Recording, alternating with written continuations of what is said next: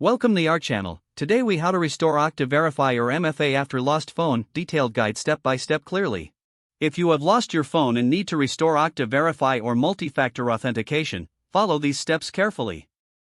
Begin by accessing your computer and going to the Okta login page. Enter your username and password in the appropriate fields. When prompted for your second factor, select the option to receive a verification code via text or email, if available. Once you have successfully logged in, navigate to your account settings. Look for the section labeled Security or Multi-Factor Authentication. You may see an option labeled Remove or Edit next to Okta Verify. Choose this option to remove the lost device. Next, select the option to add a new device or set up Okta Verify again. Follow the prompts to download and install the Okta Verify app on your new device. Once installed, open the app and select Add Account. Use your computer to scan the QR code that appears, or follow the manual entry. After scanning the QR code, your new device will be linked to your Okta account. Test the setup by logging out and logging back into your Okta account.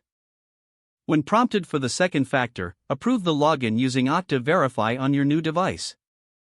If you encounter any issues, consider reaching out to your organization's IT support team. They can assist you in ensuring your account is secure and properly set up on your new device. Completing these steps will help you restore Okta Verify or multi-factor authentication after losing your phone. If the page does not load, refresh the browser or try again in a private or incognito window. Make sure you are using the correct email address, then retype it carefully to avoid small typos. If your password is not accepted, use the reset option and create a new strong password you can remember.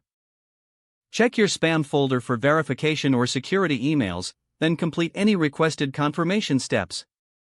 Enable two-factor authentication if available to improve account security and reduce unauthorized access risk. After signing in, review your profile details so your contact information and settings are accurate and current. If you see an error message, note it down and try again after restarting your device and internet connection.